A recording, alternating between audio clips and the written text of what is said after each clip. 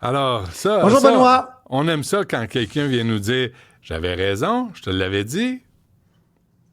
Ben oui, mais ça nous arrive souvent, nous, c'est-à-dire toi et moi. Oui, d'avoir raison, tout Je le sais temps. pas. Tout le temps, 24 heures par On a jour. tout le temps raison. C'est fatigant. C'est lourd à porter, c'est un vrai C'est... fardeau. Ouh! Oui, je sais, je Ah, suis le Parti fatigué. québécois est un peu dans cet état d'esprit aujourd'hui. Oui.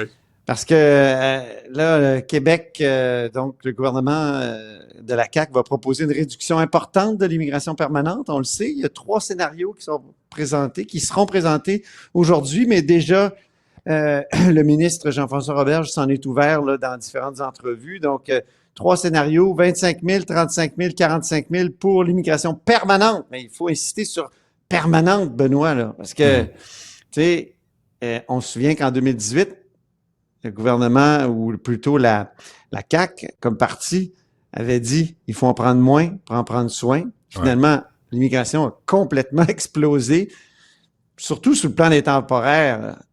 Et pourquoi? Ben parce qu'après la pandémie, tout le monde cherchait des employés. Il y avait une pénurie de travailleurs. Donc, là, le chômage est à 6% au Québec, là. Là, ça a changé, effectivement. Le portrait a pas mal changé, mais à l'époque, on avait besoin de travailleurs rapidement. Donc, on a utilisé ce programme-là, les travailleurs étrangers temporaires, qui était surtout utilisé dans le domaine de l'agriculture. Puis on l'a vraiment ouvert et on a peut-être créé un monstre, je dirais, là, parce que c'est vrai que ça a comblé des emplois un peu partout, mais en même temps, ça fait en sorte que les gens qui postulent pour l'immigration permanente de façon correcte, ils se font contourner, là, ils se font doubler par des travailleurs étrangers temporaires qui, tu sais, eux autres aussi, je veux dire, c'est légitime. T'habites, mettons, depuis 3 ans au Saguenay, tes enfants parlent français, sont à l'école, puis ton épouse enseigne l'espagnol. Hein? J'ai vu que ça arrive, c'est arrivé au Saguenay. À un moment, tu te dis, ma vie est ici maintenant. Là, je suis pas vraiment un temporaire. Je veux accéder à l'immigration permanente. Là, le gouvernement te dit, non, il y a trop d'immigrants au Québec parce que nos écoles sont pleines, puis nos hôpitaux sont pleins, puis bon, il faut arrêter ça. Mais là, il y a bien des employés, des employeurs qui disent, ben, j'avais, par exemple, chez Proco, là, que j'avais rencontré pendant la campagne électorale, je t'en avais parlé au Saguenay, tu sais, il perdait 50% de ses soudeurs si le gouvernement mettait donc fin à l'immigration temporaire. Donc, là, ce que le gouvernement va essayer de faire, va dire baisser les seuils, donc, mais à combien, là? 25 000, 35 000, 45 000, baisser le nombre de temporaires. Mais moi, j'imagine que le même problème va se présenter encore. Est-ce qu'il va y avoir des passerelles pour les temporaires qui sont les mieux intégrés? Peut-être. Est-ce que, comme le disait une étude de l'Institut du Québec hier, ou dans les derniers jours, là, puis c'est la presse qui a fait un compte-rendu assez exhaustif de cette étude-là, 90 000 permanents, c'est ça qu'on devrait viser. Et baisser les temporaires, par contre, tu sais, parce que les permanents sont choisis selon des critères beaucoup plus stricts, tu sais, en fonction du marché de l'emploi. Alors, mais on fait quoi avec les 620 000 qui sont sur le territoire, là? Ben, c'est la grande question. Il y en a plusieurs là-dedans. Est-ce qu'il va y avoir des passerelles vers l'immigration permanente? Est-ce que dans les 35 000, mettons, qu'on va accueillir, est-ce qu'il va en avoir de ces gens-là? Il y a déjà des arriérages très, très importants pour l'immigration permanente. On va avoir plus de détails là, quand le ministre Roberge va déposer cela, mais chose certaine, politiquement, le Parti québécois là, se pète les bretelles ce matin. On peut écouter Pascal Paradis qui intervenait ce matin. De l'annonce de Jean-François Roberge qui est exactement sur les cibles du Parti québécois, celle qu'on met de l'avant depuis des années et qu'encore une fois, comme sur tellement d'autres sujets en immigration, après nous avoir insultés, après nous avoir ridiculisés, le gouvernement et la plupart des autres acteurs finissent par dire « c'était ça, c'est ça dont on a besoin ». Pour que l'aventure québécoise des immigrants soit réussie, pour que le Québec ait une immigration qui est... Donc, qui est en- c'est vrai que Christine Fréchette, notamment, quand elle était ministre de l'Immigration, là, elle s'était moquée pas mal du Parti québécois. Là, elle n'est plus ministre de l'Immigration, elle est ministre de l'Économie, mais Ça, faut pas cracher en l'air. face au piège démographique, elle a fait en sorte qu'on est allé chercher beaucoup de temporaires, d'ailleurs, parce que, oui, le fédéral en contrôle une partie, mais le Québec aussi. Donc, je dois parler du Parti libéral du Québec qui dit, ben, nous, on veut plus parler ou planifier juste en fonction des permanents. Faut planifier avec les temporaires. On sait, ils ont mené cette bataille-là, Moncef-Fédéragie notamment. Puis là, faut le dire, là, le ministre Roberge a dit, c'est fini là, de planifier l'immigration juste avec les permanents. Là. On va essayer de planifier les temporaires, réduire le nombre de temporaires. Ouais. Mais, par contre, Benoît, il y a un nouveau chef au Parti libéral le 14 juin. Moi, je suis allé écouter des débats, là.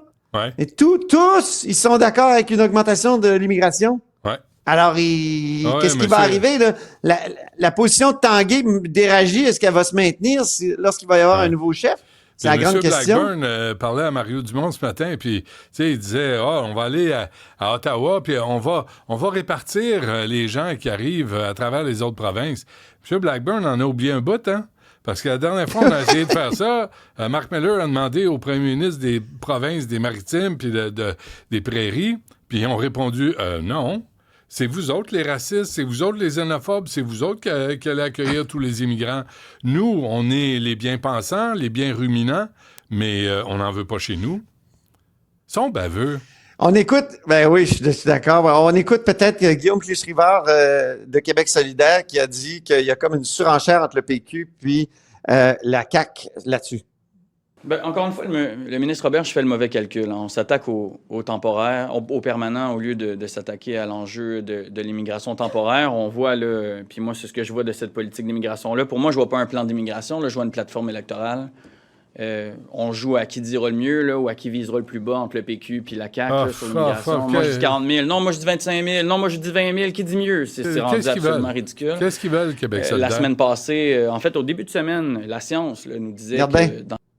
La science. Ouais, la science dit quoi? Tu sais, il a dit la science nous a dit que c'était 90 000.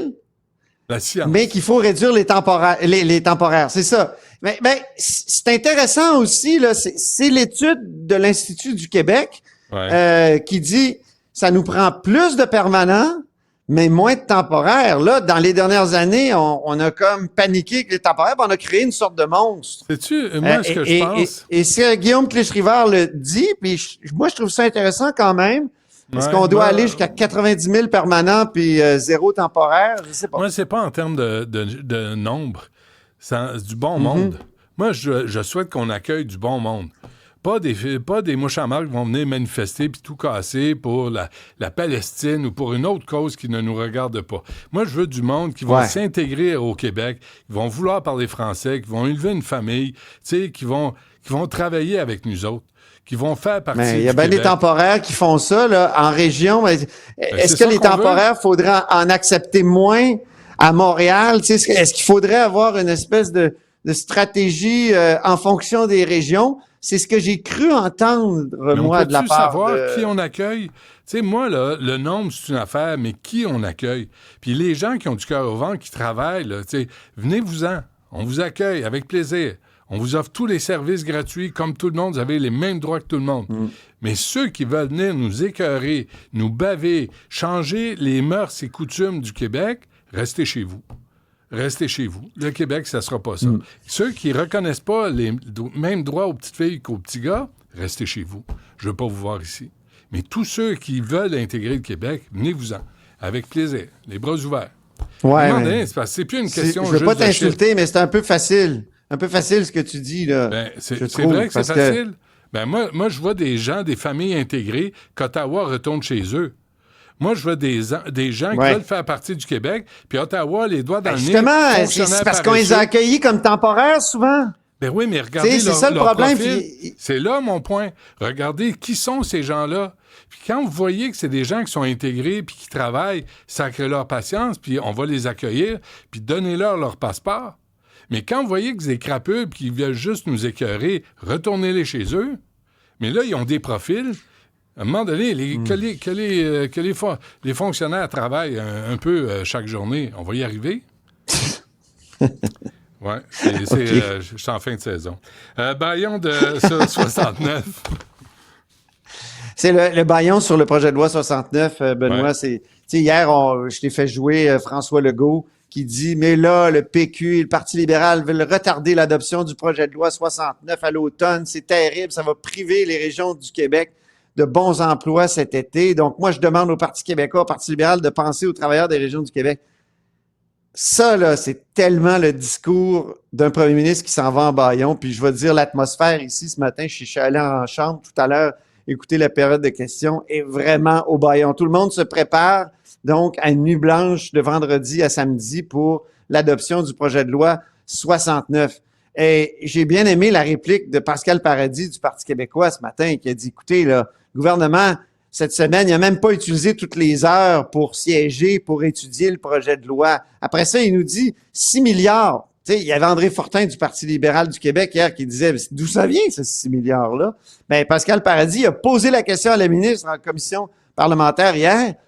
D'où ça vient, 6 milliards? Comment ça qu'on va perdre 6 milliards, là, tout d'un coup? Ben, elle n'avait pas de réponse. Puis, les fameux bons emplois dont parle François Legault, c'est quel projet exactement qui va être retardé si on ne l'adopte pas tout de suite, là, le projet de loi, là? Ben, il n'y a pas eu de réponse. On peut écouter Pascal Paradis là-dessus. En 2 minutes, j'ai démonté l'espèce de ballon qui nous a été lancé hier, que sans le projet de loi 69, il y a 6 milliards en économie qu'on ne réalisera pas cet été. Ce n'est que du vent. J'ai demandé de quel projet on parlait. Incapable d'en nommer aucun. Quel article est fondamental cet été, là, puis que si on ne l'adopte pas à l'automne plutôt qu'aujourd'hui par Bayon ou cette semaine par Bayon, quel article de la... Incapable de nommer. Tu vois, il aurait pu scinder le projet de loi. Il aurait pu scinder le projet de loi, dire là, ce qui est urgent, là, on va l'adopter tout de suite, puis on se penchera sur, mettons, la privatisation d'Hydro-Québec en partie, là, parce qu'un privé, désormais, avec le projet de loi 69, va pouvoir vendre de l'électricité au privé, là. Donc, mettons, tu te fais un parc éolien, t'es Boralex, c'est une compagnie privée, puis il y a une entreprise à côté qui a besoin d'électricité, tu peux y vendre si tu es dans un parc technologique. Ça, selon les oppositions, c'est une forme de privatisation d'Hydro-Québec. Si on se met à faire ça, ça va finalement permettre... Il n'y aura plus de monopole, tu sais. Ouais. Puis, il y a la question des tarifs, Benoît, le fameux 3 là, pour les particuliers. L'augmentation de 3 tu sais, à laquelle se cramponne François Legault.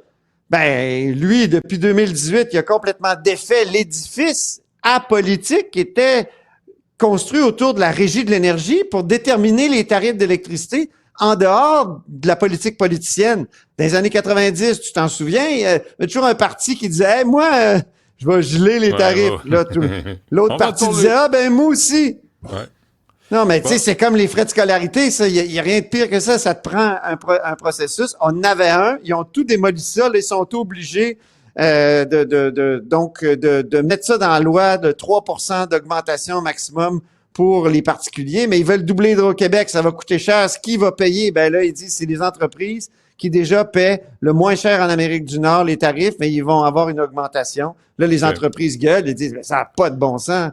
Alors voilà, aussi au moment où ils sont attaqués par les tarifs de Trump. Moi, je vais aider l'économie locale de Québec.